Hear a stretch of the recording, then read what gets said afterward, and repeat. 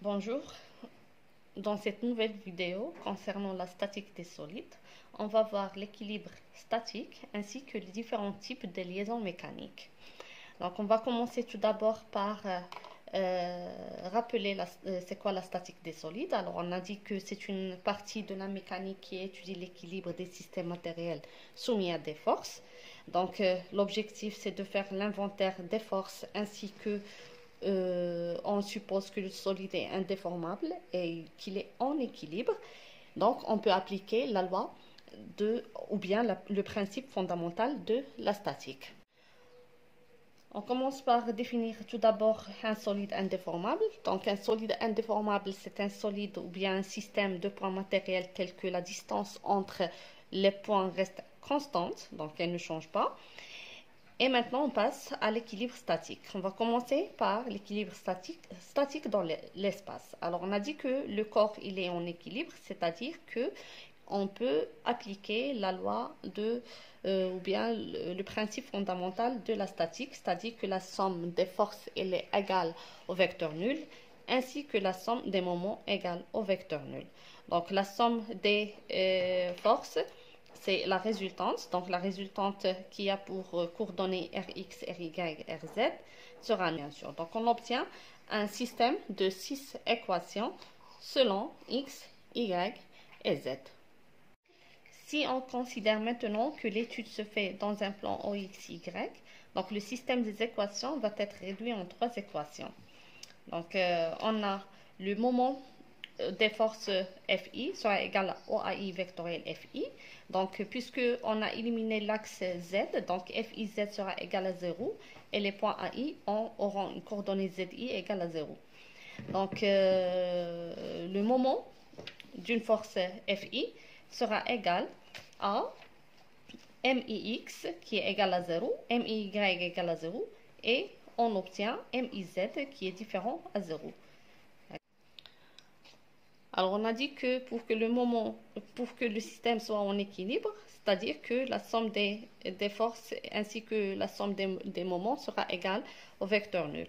Dans ce cas, on aura Rx qui est égal à la somme selon Fx sera égal à 0, Ry qui est égal à la somme des Fy égale à 0, et le moment qui est égal à la somme des moments suivants Z sera nul aussi.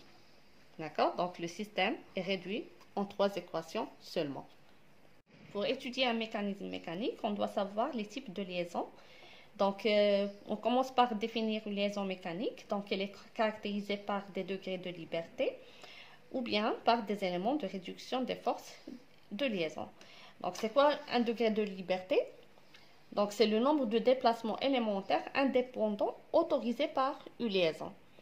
Donc, lorsqu'on a deux corps qui sont liés, donc on peut voir si le mouvement peut, si un corps peut se déplacer par rapport à un autre selon l'un des axes ou peut tourner par rapport à l'autre selon l'un des axes. Donc, dans ce cas, on va utiliser un tableau, le tableau des degrés de liberté. Donc, si on considère que le mouvement se fait selon X, d'accord? Dans ce cas, il y aura un déplacement selon X. On peut écrire là, dans la colonne de translation 1. Donc, il est possible qu'il va se déplacer selon X. La même chose, s'il se déplace selon Y, on écrit aussi 1. S'il se déplace selon Z, 1. Maintenant, si on considère que le solide peut tourner autour de l'axe X, donc, dans ce cas, 1. Si il peut tourner selon Y, on écrit 1. Et s'il peut tourner selon Z, on écrit aussi 1. Alors, si l'un des mouvements n'est pas possible, on remplace le 1 par 0.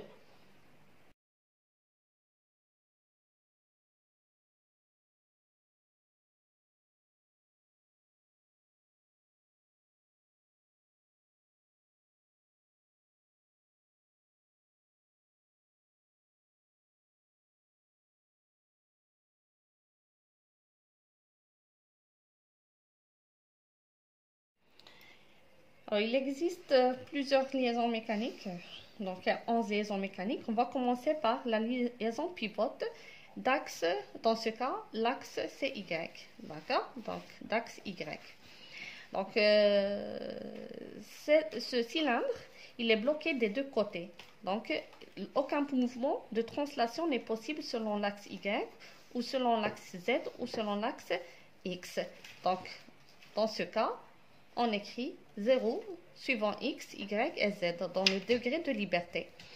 Alors que le seul mouvement possible, c'est le mouvement de rotation autour de l'axe Y. Donc, par exemple, dans ce cas, je prends le cas de ce stylo.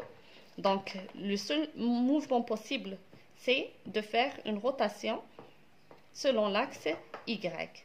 Donc, on ne peut pas faire une translation selon Y, ni selon X, ni selon Z. Donc, là, je vais dans la zone, la ligne des Y. La seule, c'est selon Y. Et là, on écrit 0, 0. Donc, pour définir le torseur pivote, donc, au lieu d'écrire 0, donc, on va écrire 1. Donc, le système sera construit de 5 équations. Donc, on aura Rx, Ry, Rz et le moment suivant X et le moment suivant Z. D'accord? Le moment suivant Y, il est égal à 0. D'accord? Mx0, Mz.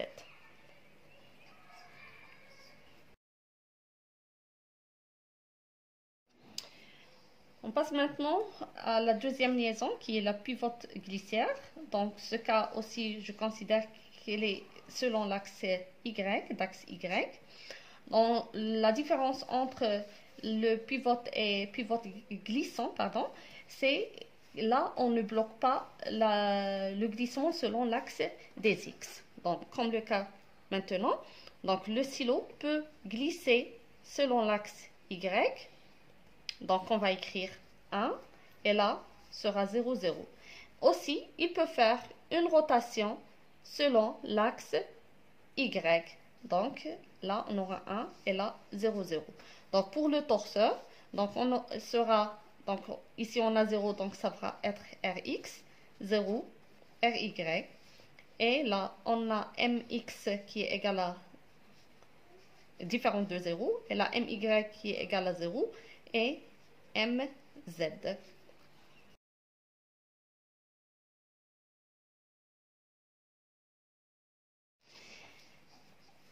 Pour la liaison glissière, donc on peut considérer que ce sont deux parallélépipèdes, un parallélépipède intégré dans un parallélépipède creux, d'accord? Donc là, c'est un schéma en 3D dans l'espace et là, un schéma en 2D. Donc le seul mouvement possible dans ce cas sera selon X, une translation selon X. Donc le parallélépipède ne peut pas tourner, faire de rotation selon aucun axe. Donc là, on aura 1 et là 0, 0, 0, 0. Donc le système des équations, on aura 5 équations. Donc selon X, Rx sera égal à 0 et on aura Ry, Rz et pour les moments, Mx, My et Mz.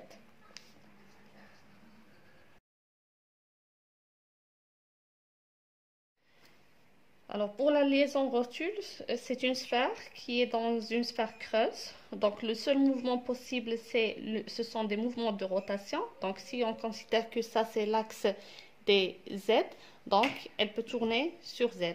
Elle peut aussi tourner sur X et elle peut tourner selon Y. D'accord? Donc pour les degrés de liberté, sera 1 selon X, Y et Z et aucun mouvement de translation. Donc le torseur sera défini par trois équations, Rx, Ry et Rz, alors que pour les moments, il sera nul.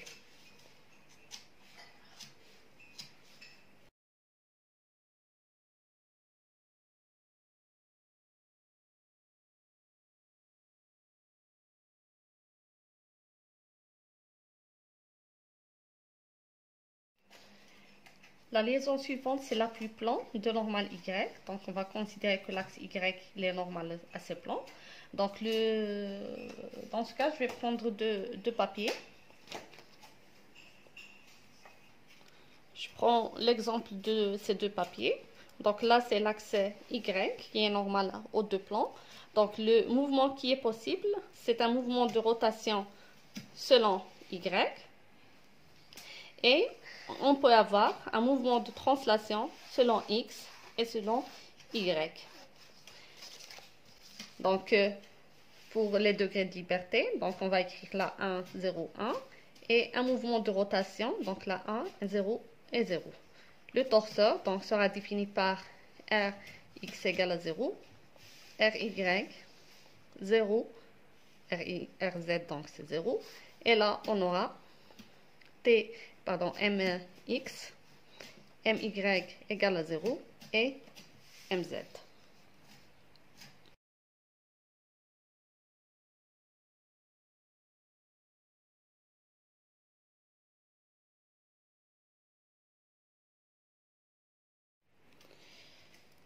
Maintenant, pour la liaison linéaire annulaire, donc je vais prendre l'exemple suivant, donc un papier que je vais prendre sous forme d'un cylindre, par exemple, et là, j'ai une sphère. Donc, le mouvement qui est possible maintenant, c'est on peut avoir une translation selon cet axe, on peut avoir aussi des rotations selon X, selon Y et selon Z. Donc là, l'axe c'est X, donc on aura ici 1, 0, 0. Et les rotations sont toutes possibles selon tous les axes.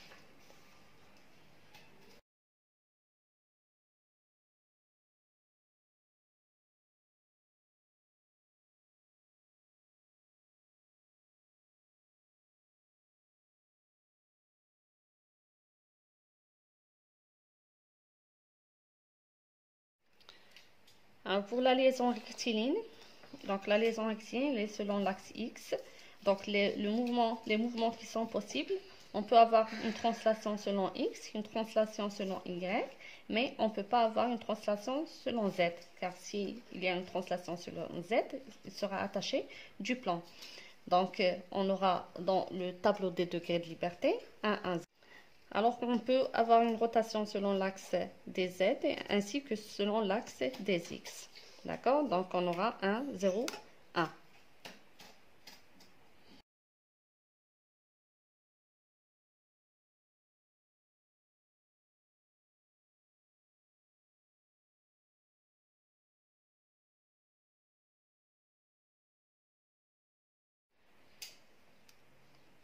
Pour la liaison ponctuelle, on considère qu'elle est normale à Z. Donc, c'est le cas d'une sphère sur un plan, donc, comme le cas suivant. Donc, on peut avoir une rotation selon Z, une rotation selon X et une rotation selon Y. D'accord?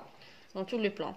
Donc, pour les rotations, on va écrire qu'il y a tous les degrés de liberté. 1, 1, 1. Alors que pour les mouvements de translation possibles, donc cette sphère, elle peut se déplacer selon X et selon Y. Aucun déplacement n'est apporté selon Z, car la sphère sera détachée du plan.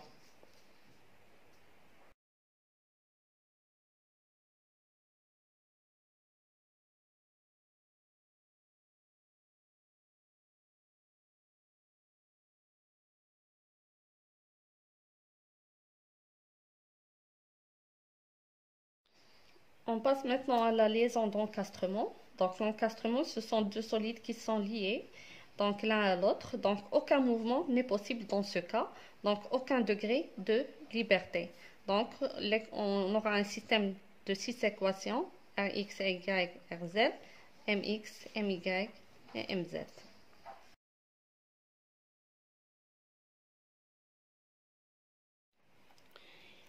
Il reste la dernière liaison qui est la liaison hélicoïdale qui est un cylindre au sein d'un cylindre creux. D'accord? Dans ce cas, les mouvements qui sont possibles, c'est un mouvement de rotation et en même temps un mouvement de translation. Donc, je prends le cas maintenant de ce stylo. Donc, on peut avoir une rotation plus translation en même temps.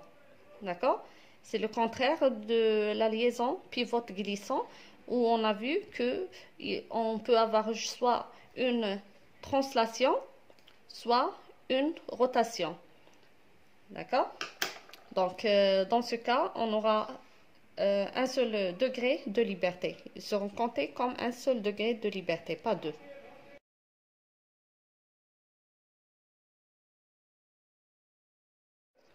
Voilà, ce sont les liaisons qui vont nous permettre d'écrire des torseurs, des mécanismes mécaniques en général. Merci pour votre attention.